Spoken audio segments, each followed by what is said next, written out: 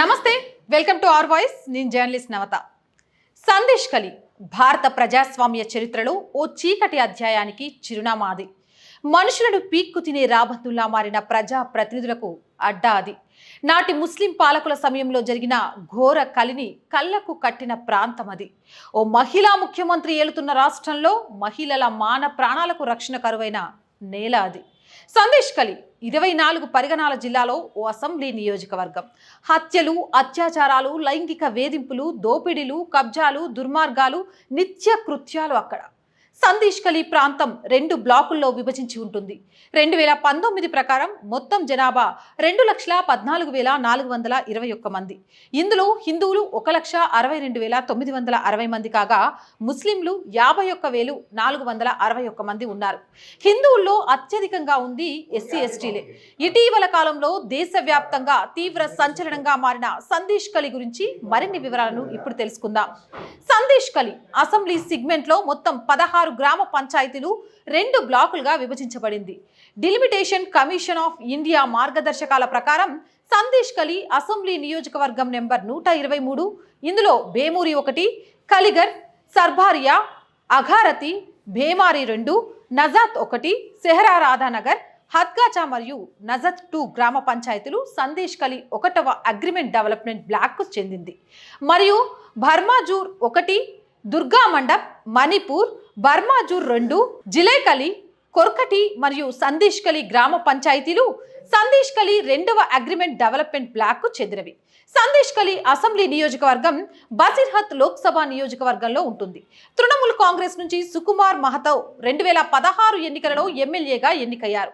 ఉత్తర 24 పరిగణాల జిల్లాలోని సుందర్ బన్స్ ప్రాంతంలోని మారుమూల ప్రాంతంలో సందేశ్ కలి 9 ద్వీపాలను కలిగి ఉంది. ఇక చరిత్రకెక్కిన తెవగ ఉద్యమం సందేశ్ కలి ప్రాంతంలోనే జరిగింది. ఇది వామపక్షాల ఆధ్వర్యంలో 50వ దశకంలో చోటు చేసుకుంది. ఈ ఉద్యమ పితామహుణ్ణి హజీ మహ్మద్ దానిష్ అని పిలుస్తారు. పశ్చిమ బెంగాల్లో ఈ ఉద్యమం భారీ నష్టాన్ని మిగిల్చింది.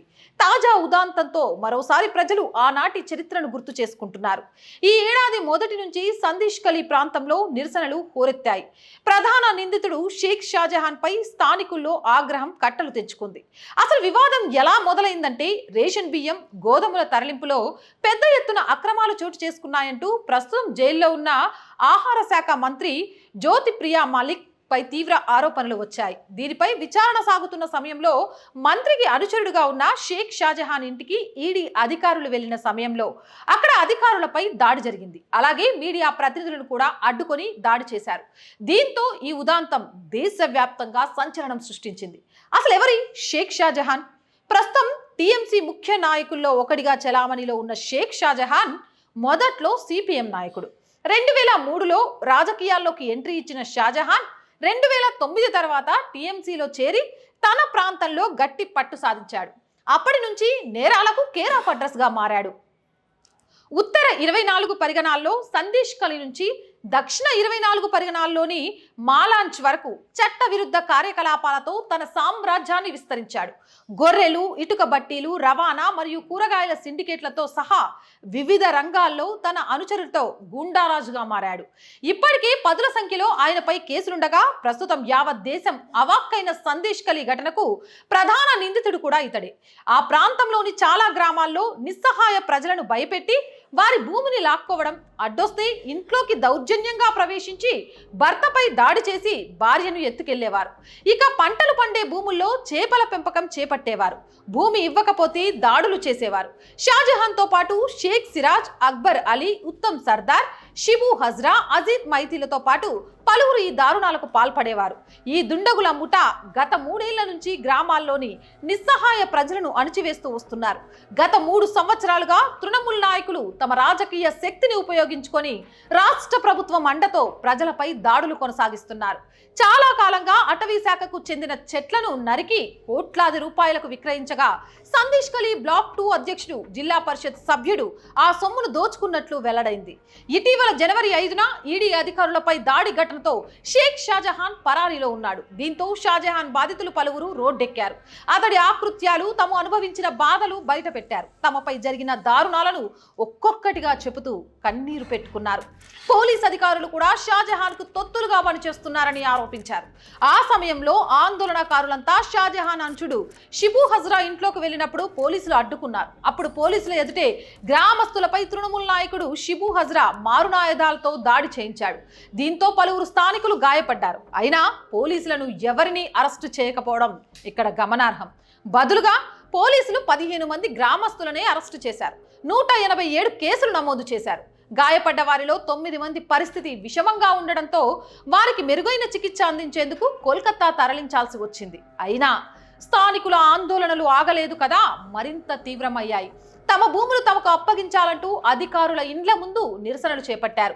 సందేశ్ ఖలీ అసెంబ్లీ నియోజకవర్గంలో గత లెఫ్ట్ ఫ్రంట్ ప్రభుత్వం గిరిజనులు మరియు ఇతర వర్గాలకు పట్టా, బార్గా హక్కులు ఇచ్చింది. కానీ దీదీ హయాంలో ఆ లబ్ధిదారులను భయపెట్టి వారి భూములు లాక్కున్నారు. గ్రామస్తులు పలుమార్లు పోలీసులకు ఫిర్యాదు చేసినా ఫలితం లేకుండా పోయింది. ఇంత జరుగుతున్నా అటవీ శాఖ, బీడీఓ, పోలీస్ శాఖ మౌనంగా ఉన్నారు.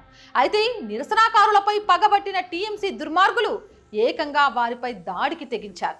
దాంతో ఈ వార్త తెలిసిన స్థానికులు, మహిళలు తమను తాము రక్షించుకునేందుకు కర్రలు, చీపుర్లు పట్టుకొని వీధుల్లోకి వచ్చారు. తుష్టాలి, జలియాఖాలి, కుల్నా, హత్గాచా నుంచి సాయుధ దుండగులు సందేశ్ ఖలీలోని ఫెర్రీఘట్ వద్ద గ్రామస్తులపై దాడికి దిగారు. పోలీసుల సమక్షంలోనే గ్రామస్తులపైకి గాజు సీసాలు, యాసిడ్ బాటిల్స్ విసిరారు. కొంతమంది గ్రామస్తులకు గాయాలయ్యాయి. అయితే పోలీసులు మాత్రం ప్రేక్షక పాత్ర పోషించారు. దీనిపై ఆగ్రహం వ్యక్తం చేసిన గ్రామస్తులు సందేశ్ ఖలీ పోలీస్ స్టేషన్ ని చుట్టుముట్టి నిరసనకు దిగారు. తృణమూల్ నాయకులు షాజహాన్, షిబు హజ్రా, ఉత్తమ్ సర్దార్, లాల్తూ ఘోష్లను అరెస్టు చేయాలని డిమాండ్ చేశారు. దీంతో పరిస్థితి ఉద్రిక్తంగా మారడంతో పెద్ద ఎత్తున పోలీసు బలగాలు చేరుకొని పరిస్థితి అదుపు చేసే క్రమంలో దుకాణాలన్నీ మూసేశారు. నిస్సహాయ గ్రామస్తులపై పోలీసులు పాశవికంగా లాఠీ చార్జ్ చేశారు. దీంతో పలువురికి తీవ్ర గాయాలయ్యాయి. ఇది సాధారణ గ్రామస్తులలో మరింత అలజడిని కలిగించింది. సందేశ్ ఖలీ ఠాణా చుట్టూ నిరసనలు ప్రారంభమయ్యాయి. గ్రామస్తుల ఒత్తిడి మేరకు ఎట్టకేలకు ఉత్తమ్ సర్దార్తో సహా మరో 2 పోలీసులు అరెస్టు చేయగా మిగిలిన వారిని అరెస్టు చేస్తామని చెప్పి పోలీసులను, ఆందోళనకారులను శాంతింపచేశారు. అయితే షాజహాన్ అనుచరుడు ఉత్తమ్ సర్దార్ను అరెస్టు చేయలేదన్న సంగతి తెలియడంతో గ్రామస్తులు మళ్లీ ఆందోళన బాట పట్టారు. నిందితులను ప్రభుత్వమే రక్షిస్తోందని ఆరోపిస్తూ పోలీసులకు, ప్రభుత్వానికి వ్యతిరేకంగా నిరసనలు చేపట్టారు. దీంతో పరిస్థితి మళ్లీ తీవ్ర ఉద్రిక్తంగా మారింది. గిరిజన, ఎస్సీ, ఎస్టీ మహిళల నిరసనలకు లొంగిన సీఎం మమతా బెనర్జీ నేతృత్వంలోని బెంగాల్ ప్రభుత్వం దుర్మార్గుల అరెస్టుకు ఆదేశాలు జారీ చేసింది. ఫలితంగా ఫిబ్రవరి 11న జిల్లా పరిషత్ నాయకుడు ఉత్తమ్ సర్దార్ను పోలీసులు అరెస్ట్ చేశారు. కానీ ఉత్తమ్ సర్దార్ కంటే ప్రమాదకరమైన సంఘ విద్రోహి, స్త్రీలను అణిచివేసిన, పేద గిరిజనుల భూములు లాక్కున్న షిబు హజ్రా మాత్రం సందేశ్ ఖలీలోనే ఉండడంతో ఉద్యమాన్ని మరింత ఉధృతం చేశారు. ఫిబ్రవరి 13న బీజేపీ రాజ్యసభ ఆధ్వర్యంలో ఎస్సీ కార్యాలయాన్ని ముట్టడించారు. ఈ ఆపరేషన్లో పోలీసులు విచక్షణారహితంగా లాఠీ చార్జ్ చేసి సామాన్య ప్రజలు మరియు బీజేపీ మద్దతుదారులపై రాళ్లు రువ్వారు. ఈ ఘటనలో 11 మంది ఆందోళనకారులను అరెస్ట్ చేశారు. పలువురు నిరసనకారులు గాయపడ్డారు. వీరిలో చాలా మంది ఆసుపత్రిలో చికిత్స పొందుతున్నారు. ఈ ఘటనలో బీజేపీ ఎంపీకి కూడా గాయాలయ్యాయి. ఫిబ్రవరి 15న సామాన్య ప్రజలకు అండగా నిలిచేందుకు ప్రతిపక్ష నేత సువేందు అధికారి అక్కడికి వెళ్ళగా 144 సెక్షన్ ని ప్రయోగించి పోలీసులు అడ్డుకున్నారు. కానీ షిబు హజ్రా మరియు షేక్ షాజహాన్ను అరెస్టు చేయాలనే నిరంతర డిమాండ్ కారణంగా సందేశ్ ఖలీలో మళ్లీ అలజడులు జరిగాయి. తమకు వ్యతిరేకంగా ఆందోళనలు చేస్తున్న మహిళలపై దుర్మార్గులు పోలీసుల సాయంతో దాడులకు పాల్పడ్డారు. రాత్రి వేళల్లో ఇండ్లపై పడి దౌర్జన్యానికి దిగారు. పోలీసుల సమక్షంలోనే ఈ దాడులు జరిగాయి. అయినా వెనక్కి తగ్గని ఆందోళనకారులు పోలీసులపై ఒత్తిడి తీసుకొచ్చారు. దీంతో ఫిబ్రవరి 17న పోలీసులు షిబు హజ్రాను అరెస్టు చేయాల్సి వచ్చింది. అయితే ఈ సంఘ విద్రోహ శక్తులకు అధినేత అయిన షేక్ షాజహాన్ అప్పటికి ఇంకా పరారీలోనే ఉన్నాడు. ముఖ్యంగా మయన్మార్, బంగ్లాదేశ్ నుంచి అక్రమంగా చొరబడ్డ ముస్లింలతో తన సామ్రాజ్యాన్ని ఏర్పాటు చేసుకున్న షాజహాన్ వారి రక్షణలో సందేశ్ ఖలీలో ఉన్నట్లు అనుమానించారు. గతంలో రోహింగ్యా ముస్లింల కోసం ప్రత్యేకంగా కాలనీలు ఏర్పాటు చేసి ఇళ్లను నిర్మించేవాడు. వారి ద్వారానే అతడు తన అసంఘిక కార్యకలాపాలకు అనేక నేర కార్యకలాపాలను కొనసాగించాడు. ఈ రోహింగ్యా ముస్లింలను వివిధ గ్రామాల్లో ఉంచి గృహిణుల నుండి సామాన్య ప్రజల వరకు హింసించేవాడు. వీడి ఆగడాలు చాలా మంది అమాయక సామాన్య హిందూ ప్రజలు స్వస్థలాలను విడిచిపెట్టాల్సిన పరిస్థితికి కారణమైంది. ఆ తర్వాత కాలంలో ఫిబ్రవరి 29న షాజహాన్ను అరెస్టు చేయడంతో సందేశ్ ఖలీలో పరిస్థితి నెమ్మదిగా శాంతిగా మారింది. ఒకప్పుడు సందేశ్ ఖలీ అంతటా రాష్ట్రీయ స్వయం సేవక్ సంఘ్ కార్యకలాపాలు విస్తృతంగా జరిగాయి. అయితే గత 2 దశాబ్దాలలో ఈ షాజహాన్ లాంటి దుర్మార్గులు ఆవిర్భవించినప్పటి నుంచి ఆర్ఎస్ఎస్ కార్యకలాపాలు క్రమంగా క్షీణించడం ప్రారంభమయ్యాయి. ఒకప్పుడు రోజువారీ శాఖలు పెద్ద సంఖ్యలో జరిగినా ఇప్పుడు ఆ శాఖలు దాదాపుగా మూతపడ్డాయి. అనుబంధ సంస్థల్లో బ్లాక్ నెంబర్ 1లో విశ్వ హిందూ పరిషత్ కార్యకలాపాలు మాత్రమే కొనసాగుతున్నాయి. చాలా మంది స్వయం సేవకులు ఆ ప్రాంతంలో ఉన్న షాజహాన్ మరియు అతడి అనుచరులు ఆగడాలకు తోడు వారికి సహకరిస్తున్న ప్రభుత్వ యంత్రాంగాన్ని అడ్డుకోలేకపోతున్నారు. సందేశ్ ఖలీ అసెంబ్లీలోని కాళీనగర్ గ్రామ పంచాయతీలో విశ్వ హిందూ పరిషత్ కి ఒక స్థలం ఉంది. కానీ షాజహాన్ మరియు అనుచరులు దాన్ని కబ్జా చేసుకునేందుకు విశ్వ ప్రయత్నాలు చేసినా దాన్ని స్వాధీనం చేసుకోలేకపోయారు. ఎట్టకేలకు దీదీ సర్కార్ షేక్ షాజహాన్ని కాపాడడానికి సిబిఐకి అప్పగించకుండా ఉండడానికి శతవిధాల ప్రయత్నాలు చేసినా ప్రయత్నాలు ఫలించలేదు. షేక్ షాజహాన్ సిబిఐ కస్టడీలోకి తీసుకుంది. దీంతో మమతా బెనర్జీ తీగలాగితే డొంకంతా బయటపడుతోందని ఆందోళనలో పశ్చిమ బెంగాల్లో ఉన్నట్టుగా తెలుస్తోంది.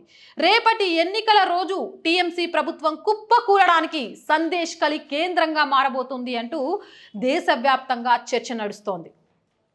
ఆడవాళ్లను అత్యాచారాలు చేసిన షేక్ షాజహాన్ లాంటి వ్యక్తులను కాపాడే ప్రయత్నం చేసిన మమతా బెనర్జీ ఒక మహిళా ముఖ్యమంత్రి అయి ఉండి ఇలాంటి ఆగడాలను అడ్డు చేయకపోవడంతో తీవ్ర స్థాయిలో మమతా బెనర్జీని మహిళా లోకం అసహ్యించుకుంటుంది. ఈ వీడియోపై మీ అభిప్రాయం ఏంటి? సందేశ్ ఖలీకి సంబంధించి మీకు పూర్తిగా అందించిన సమాచారం ఎలా అనిపిస్తుంది? కామెంట్ సెక్షన్లో తెలియజేయండి. ఇలాంటి మోర్ వీడియోస్ కోసం మన ఛానల్ని వెంటనే సబ్స్క్రైబ్ చేయండి. ఈ వీడియో నచ్చిందా? లైక్ చేయండి, షేర్ చేయండి.